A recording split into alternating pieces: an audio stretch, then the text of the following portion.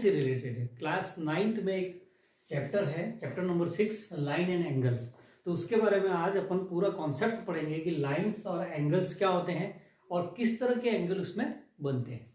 और अपन सबसे पहले यहाँ पे एक वर्ड देखते हैं, एंगल। एंगल क्या होता है? जैसे एंगल होता है, मान लो ये दो रे हैं, दो रे निकल रही है इस पॉइंट से, ठीक है। तो ये जो बन रहा है इस तरह से दो रे के बीच में, इसी को अपन एंगल कहते हैं। मान लो ये O पॉइंट है, ये A है और ये B है, तो ये एंगल बना यहाँ पे AOB। अब इसके नाम क्या क्या हो सकते हैं? तो इसको अपन पहले तो एंगल का यूं सिंबल लगाएंगे, इसका नाम लिखेंगे यूं, यहां से शुरू करना आपको, AOB। यहां से नहीं, ABO नहीं, क्योंकि A और B के बीच में कुछ भी लाइन नहीं है। बन कैसे रहा है? जिस वे में बन रहा है उस वे में अपन को नाम लिखना है। जैसे AOB, तो यहाँ पे इस एंगल का नाम लिखेंगे अपन AOB। या फिर इसको दूसरा तरीका क्या हो सकता है, यू भी लिख सकते हैं आप, BOA, यानी B से O पे जाएंगे, O से A पे जाएंगे, तो BOA लिखा। या फिर अपन सिंपल इसको एंगल O भी लिख सकते हैं। लेकिन ये जो लिखना है वो कभी कभी गलत हो सकता है। क्यों? क्योंकि यहाँ पे अभी तो यहाँ पे सिंगल O ही बन रहा है, एक रिफ्लेक्स एंगल भी पीछे बनता है, इसको भी अपन कह सकते हैं, ठीक है। तो यहाँ पे अपन इसको तीन वे में, तीन तरीके होते हैं एंगल लिखने के। अब अपन पढ़ेंगे सबसे पहले टाइप्स ऑफ एंगल। कितने तरह के एंगल होते हैं? टाइप्स ऑफ एंगल, ठीक है।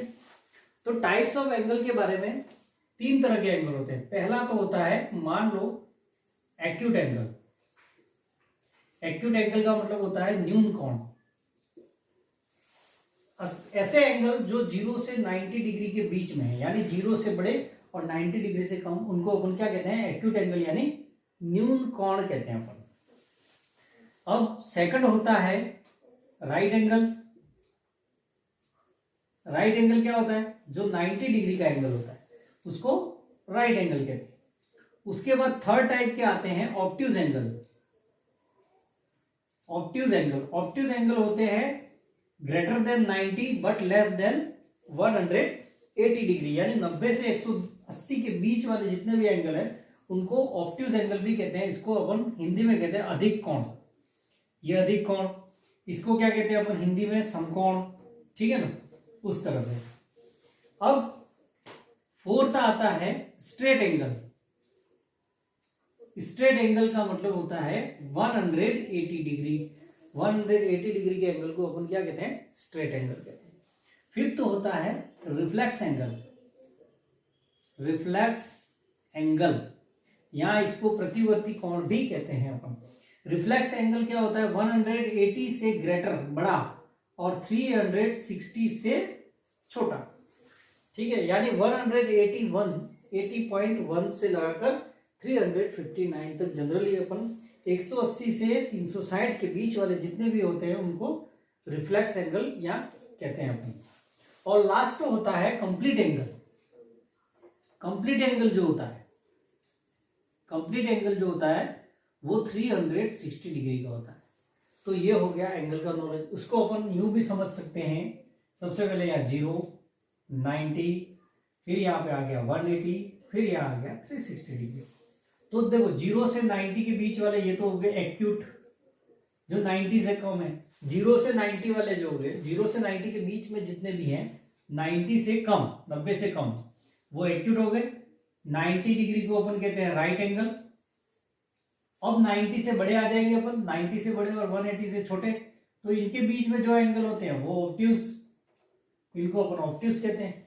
फिर आ जाता है 180 का, इसको कहते हैं अपन स्ट्रेट एंगल, ठीक है। और 180 से 360 के बीच वाले होते हैं वो रिफ्लेक्स एंगल कहलाता है, ठीक है। इस तरह से ये तो हो गया एंगल का कॉन्सेप्ट।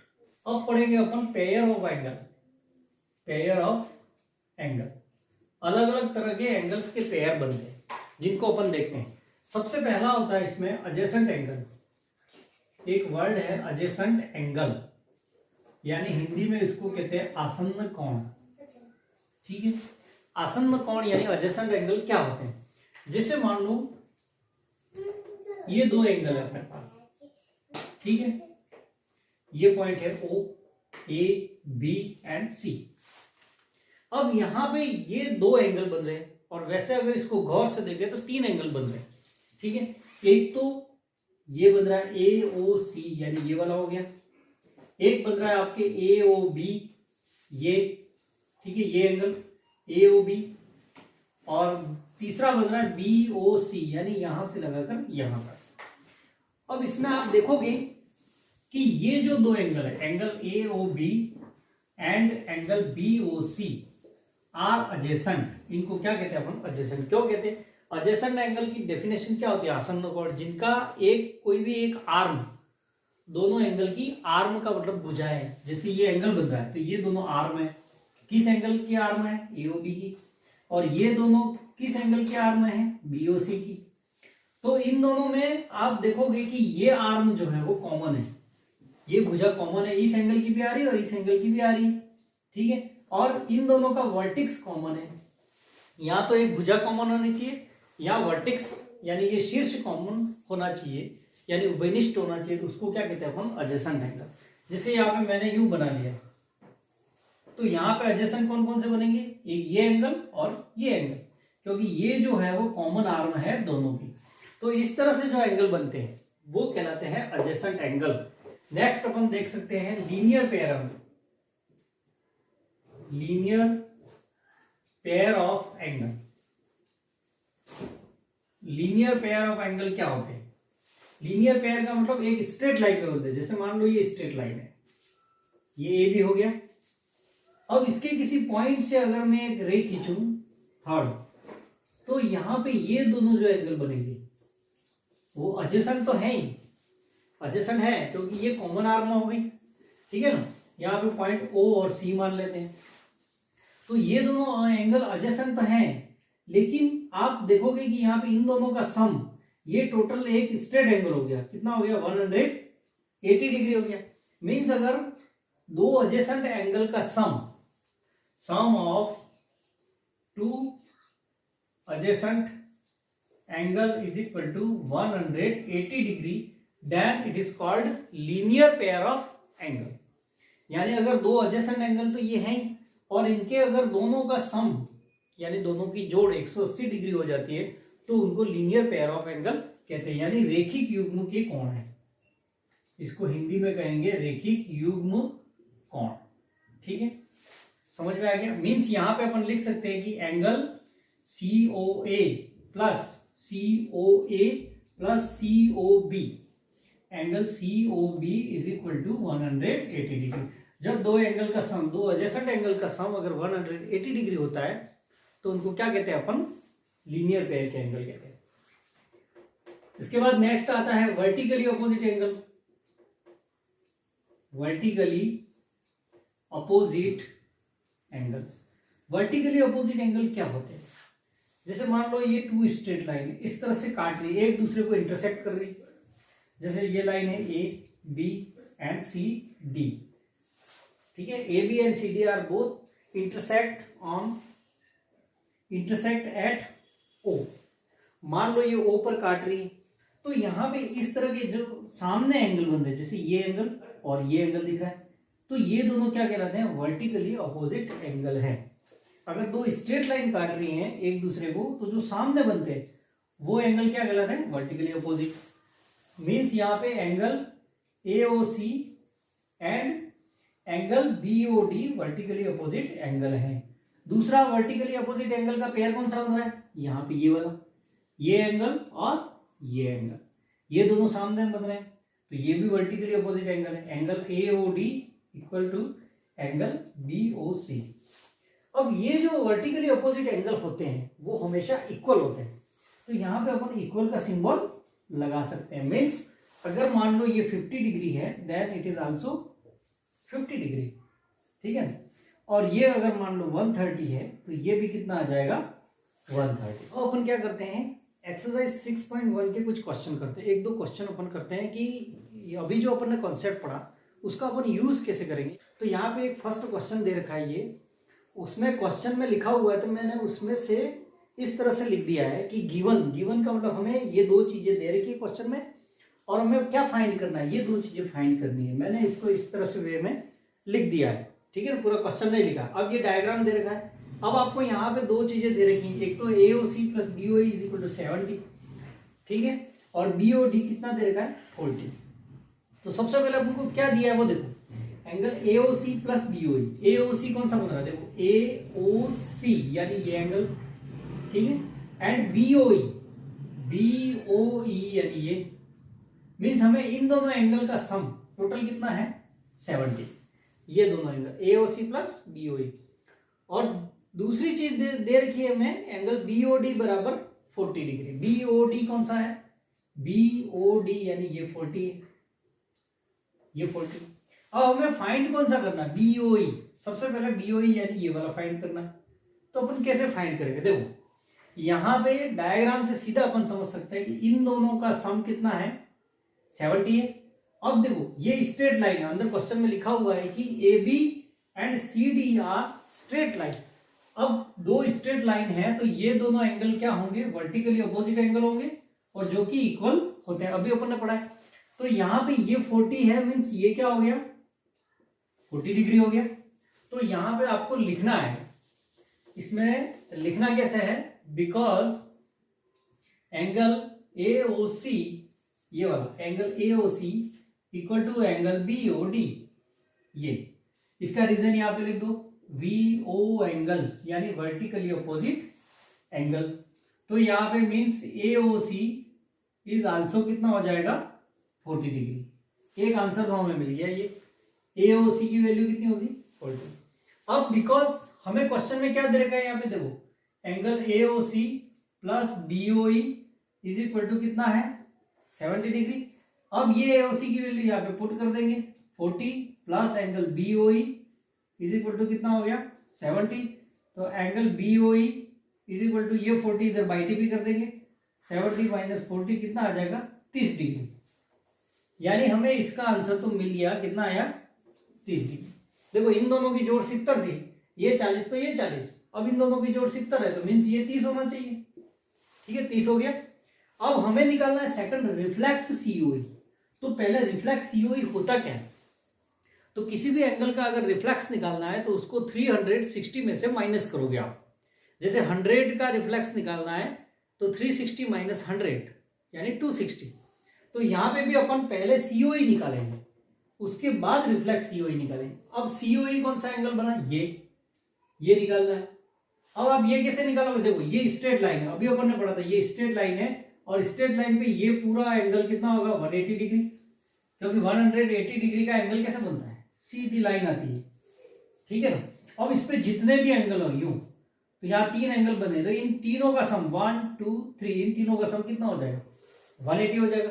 तो यहां पे देखो ये पूरा एंगल, तो यहां पे अपन सीधा COE निकालने के लिए क्या करेंगे, 180 में से 70 माइनस कर देंगे, क्योंकि ये देखो 30 और ये 40, 70 तो ये हो गया, इसका मतलब ये टोटल यहां से देखो ये प्लस ये, इन तीनों का प्लस कितना है 180, उसमें से 30 और 40 गया तो ये कितना आ गया 110 आ गया। तो इसका मतलब ये हो गया 110 डिग्री। अब ये COE निकला, हमें पूछा इसमें रिफ्लेक्स प्रतिवर्ती कोण CAE।